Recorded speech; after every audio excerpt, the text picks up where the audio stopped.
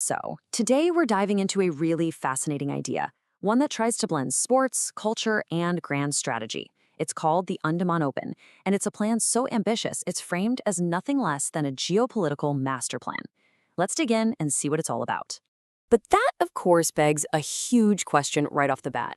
Can a sporting event really change the course of geopolitics? Well, the people behind this plan, they seem to think so.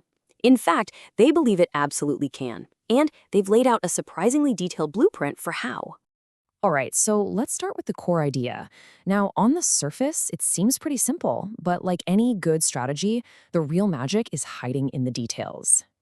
At the heart of this thing is a massive annual festival, the Andaman Open, hosted in India's strategically critical Andaman and Nicobar Islands. Just picture it, multi-sport competitions, incredible cultural exchanges, tech expos, all bringing nations together from across the Indo-Pacific. But believe me, this is about so much more than just a festival.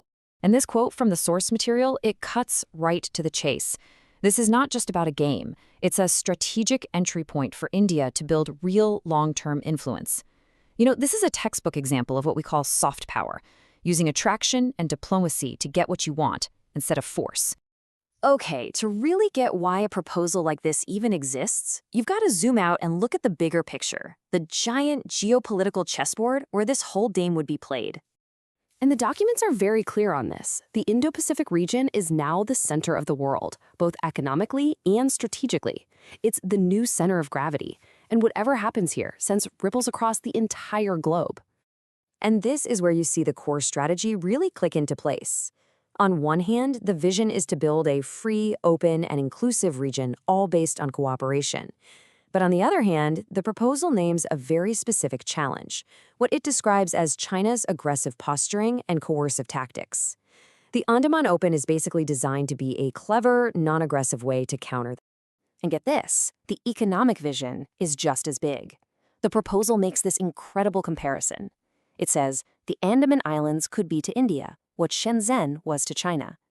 And if you don't know, Shenzhen went from a tiny fishing village to a global tech and manufacturing giant, basically powering China's economic miracle. So yeah, the ambition here is huge. So, how would this whole soft power play actually work? Well, the plan breaks it down into some very specific goals and moving parts. The entire thing is built around 4 key objectives. First, you've got fostering unity, by building real connections between people. Second, sparking economic growth and turning the islands into a new hub.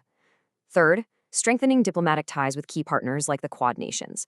And finally, and this is a big one, clearly asserting India's sovereignty over these very important islands. And the event itself is designed to be this rich, multi-layered experience. It's not just sports. We're talking about cultural festivals celebrating the region's incredible diversity, tech expos showing off the latest innovations, and even leadership programs to train up the next generation of regional leaders. And yeah, underneath all of this is a huge economic engine.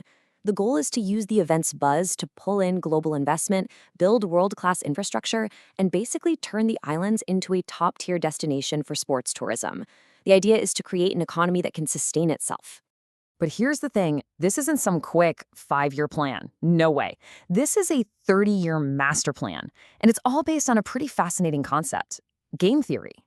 So what's game theory when we're talking about diplomacy?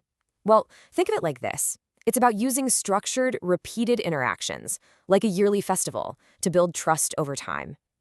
It's about creating a win-win situation where every country involved realizes it's in their best interest to cooperate, leading to stable, long-term alliances.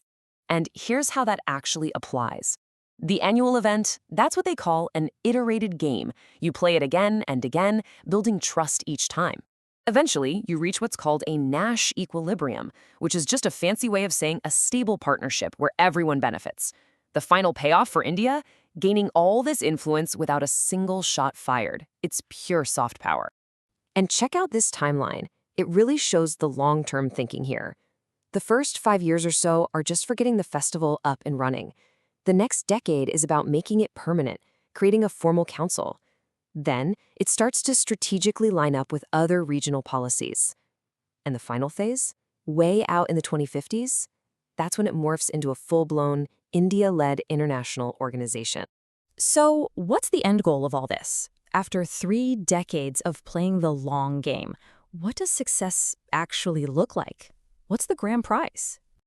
Well, the ultimate vision is to create something that doesn't exist yet, the Indo-Pacific Commonwealth of Cooperation, or IPCC. This would be a brand new international body with its headquarters in the Andaman Islands and led by India, all built on decades of trust fostered by the Andaman Open. And this organization wouldn't just be for show. We're talking about it hosting an annual leadership summit, its own Indo-Pacific Youth Games, a whole network of university scholarships and maritime fellowships, and even a symbolic Hall of Nations. It would be a real permanent institution for cooperation in the region. Now, you might be thinking this is just some new idea, but it turns out it's been floating around for a while. The source documents include this: a receipt from the Indian Prime Minister's office all the way back in January 2016, acknowledging an early version of this very concept. And it doesn't stop there. A year later, in May 2017, there's this email from India's Ministry of External Affairs, again acknowledging the idea. This just goes to show that this concept has been methodically presented to key government bodies for quite some time. So when you put it all together, what's the real endgame of this 30-year strategy?